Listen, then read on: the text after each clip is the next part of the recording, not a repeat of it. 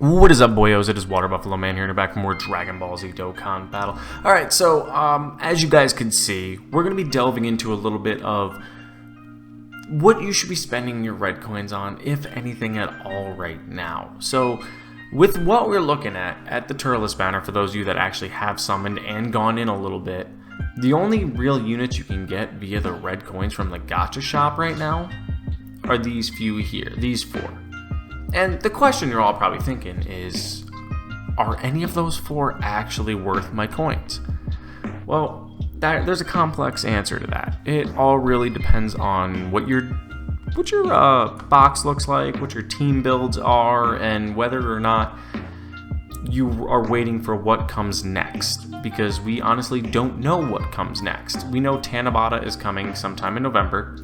We know the Trunks is coming sometime in November as well, almost guaranteed, because they're going to go this banner, the Trio Might Goku, either the Trunks or Heroes, but I think they'll run them simultaneous, because this banner is only available for like I think another week and a half. I think it goes down the 20th, but it all really depends on your box and what you're looking for, because we have almost guaranteed, it's not been confirmed yet, but almost guaranteed, we're going to get a Halloween Spooktacular, or whatever they call it this year, banner, which is probably going to have the new God Goku on it. So is that someone you'd rather spend your coins on if you don't have him, instead of grabbing one of these guys? So let me delve into these four here really quick, and I'll rate them on a scale of 1 to 10 on which ones I think are worth it, or 1 to 4, whichever one's most worth and which one isn't. Starting with the most worth is easily the Yamcha, hands down, no question. Earth's dominant elite, not Yamcha. So he is a Earthbred Fighters of Saiyan Saga Key 3 170 plus an additional 30% for Earthlings or Turtle School. So legitimately, any Earthbred Fighter plus Earthlings, or any Earthbred Fighters plus Goku, Master Roshi, Krillin, anybody like that fits Turtle School, he leads a 200% team for. Alright, and then on his super attack, he raises attack for 1 turn and causes immense damage with a high chance of stunning the enemy, which I think is only 50%. Yeah, and that's, realistically, you can't use that in a lot of new red zones. So that's kind of a little null and void point with this. The raising attack is kind of nice, so it gives him 30% more attack, but it's not too helpful right yet. Alright, so then his passive skills, he activates his entrance animation once only, Key plus 2, and attack and defense of 150% for 4 turns from the start of turn when there are 5 or more Earthbred Fighter category allies on the team at the start of the character's attacking turn. So that means that he only gets that Key 2 and 150 if he's on a full Earthbred Fighters team, which, again, like I said, is not hard to run. You could literally go like this, and I'm looking at the roster. We got the World Tournament Goku that you can fit. Like, look at this huge roster of Earthbred Fighters you can run on this team. There's an immense amount of units you can run on this team, so that's not hard to fill up. Alright, so he only gets that when he has those allies. Then he gets the Key plus 2 and attack and defense 150 every turn, so that's automatic, so those two would add up. Plus an additional 30% attack and defense with each attack performed up to an additional 150. Then a medium chance, so 30% chance to hit a crit. And then a high chance, so 50% chance to dodge. And launches an additional attack that has a 50% chance of becoming a super attack. Then launches another additional attack that has a 50% chance of becoming a super attack after he's evaded an attack. Plus an additional 10% chance of evading enemies a super attack with each super attack performed. So if he performs 4 super attacks, he gets 40% on top of the 50% he has right here. Yeah, the 50%. So this man is almost constantly dodging. Plus, if you put any hidden potential into him for dodge, he's built like a champion. You really want to go straight hidden potential with him if you can dodge, because he has the crits in his passive, he has the additionals in his passive. And since he doesn't really stack defense other than after performing attacks, you really want to give him that option to be just dodging everything, because then that increases his dodge rate. So, when he's doing more super attacks. Then his active skill is causes ultimate damage enemy within a turn activated attacks guaranteed to hit. So you can't lose any attacks. You can't miss any attacks. Can be activated after the character evades 4 more attacks in battle. It's the only way that can be activated. His links are pretty decent, but I'm not going to delve really into the links of the categories too much because you guys can see them on screen. But his stats at 55% are kind of on the lower end. I will admit that part, because of the fact that His defense is only 8,200, but looking at all of the buffs he gets defensively, you can't really say that it's not suitable for what he does. And then once he gets to 100%, it goes up to 11,000. So he gains that little bit of a defense buff. But in my opinion, Yamcha is easily the number one to get with coins if you don't have him, and if you have enough. Mind you, everything that I'm naming for the rest of this list are units that you can get if you have more than enough coins to get the next unit when it comes out, like God Goku, for example, if you definitely want it. If you only have 400 and this is and you're unsure if you want to go for him, don't do it. Alright, number 2, I'm not going to delve too much into this guy, but number 2, because he's completely outmatched anymore, he can't do anything in any events, is the Battle Against the Fate of Annihilation Bardock. So he's Goku's family or story figured, key 3, 170, and an additional 30% to stats for Pure Saiyans. So Goku's family and Pure Saiyans is literally what this is for a 200% team. So it's just Goku, Bardock, that's about it. He greatly raises attack and defense for 1 turn on his super, which gives him 50% attack and defense. Okay. Then he gets Entrance Animation, which changes key spheres to Rainbow, attack plus 70%, and forces enemies super attack for 5 turns. At the start of the turn, when there's an ally whose name includes Goku on the team, or when there's an enemy whose name is Frieza. So Golden Frieza, Third Form Frieza, whatever, it doesn't matter, it'll activate. Then he gets attack and defense and key plus 2 of, key plus 2 and attack and defense of 150. I'm like reading 2 lines at once, I gotta just start following my mouse. Plus an additional attack and defense of 40% with each super attack performed, up to 120. So you perform 3 super attacks, he's completely maxed out. And then you need to get 2 rainbow key spheres to get him the additional 50. If you give him 3, he's getting a crit. You give him 1, attacks are effective against all types. So really, if you can get him 2 or less, you're pretty golden.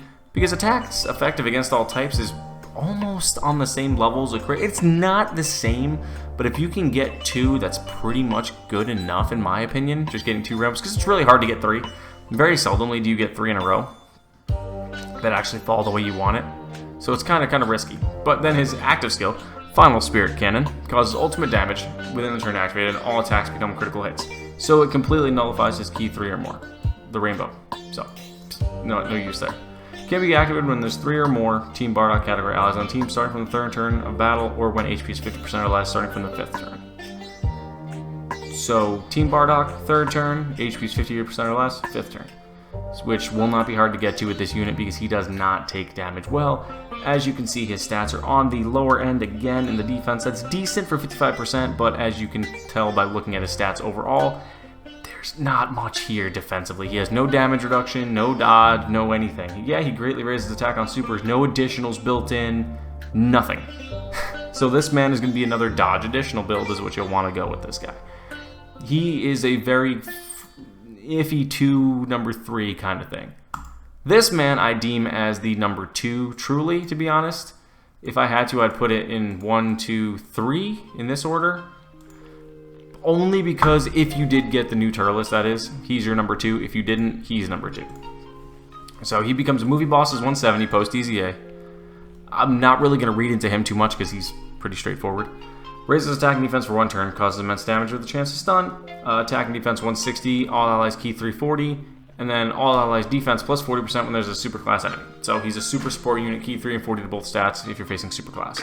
And he also lowers super class enemies' attacks by 20%. Can transform with the Fruit of Might as a 30% chance when you're 80% HP or below. You transform to this. You just get really buff, really strong, and you actually link perfectly with yourself.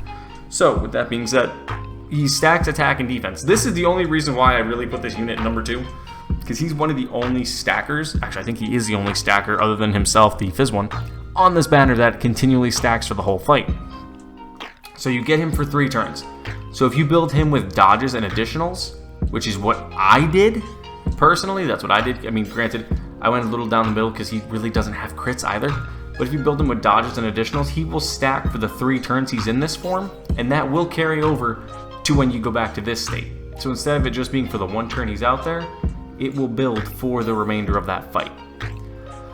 But then he gets 20 HP back automatically, attack and defense goes up by 200% instead of the 160, and he gets all allies key 3 plus an additional defense of 100% when there's a superclass enemy. So if you're facing a superclass enemy, he gets attack 200, defense 300 then.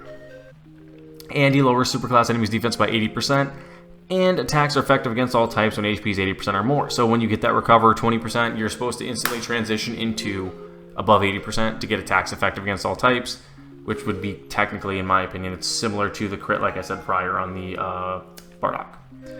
He has some really good links with Destroyer of the Universe, which is a 25 and 15, Thirst for Conquest, which is 15, Brutal Beatdown, which is 15, and Bad Bosses, which is 25, and then Fierce Battle, which is 20. So he has some really good link skills, especially if you can get to this form and then link him with his Fizz self. He is perfect. 7 for 7 links. They are the strongest pairing for the Turles line, is what I'm trying to say. Like, for the Turles team, it's going to be the best you can get. There's no other 2 Turleses that link together better. Then, with his Easy A, I'm not even going to look at his normal stats, because once you get him, you are going to Easy A him. If you don't, if you buy him with red coins and then don't Easy A him, there's something wrong there. But Easy 8, he has 20k health, 19,000 attack, and 13,000 defense. Which again, like I said, once you start stacking that when you go boost form, that's really, really good. It'll build up quick, and you'll notice how much better he works with all of those links active at link level 10. He gets, I'll just go over them. He gets 15% defense, 5% defense, so it's 20, 35% defense, 60% defense, and then whatever else extras for attack. And then when he's at this state, again, he stacks attack and defense. So there you guys go on that one. He is my number 2 if you got the Turles and don't have him yet. But if you do have, or don't have the other Turles, I would say Bardock's probably better. But again, this is one of those where if you've summoned and haven't gotten any of these and you really, really want them and have the extra coins, go for it. But if not, save those coins. We might have God Goku coming.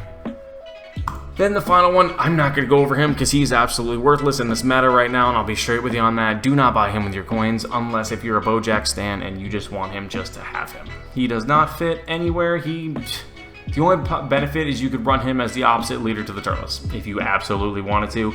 He does nothing to help you at all. He raises attack on a super, 30% attack when attacking with 3 or more key spheres, and then with 6 or more key spheres, he gets, when you get 6 or more key spheres, he gets 60% attack, 30% defense. Completely useless, and his stats resemble that as well. So he is not anything worthwhile, and his best linking partner is himself, so there's really no point running him. But back to my number 1 and 2, I'm going to say again, Yamcha, Turles, if you have the other Turles, Bardock, and then Bojack.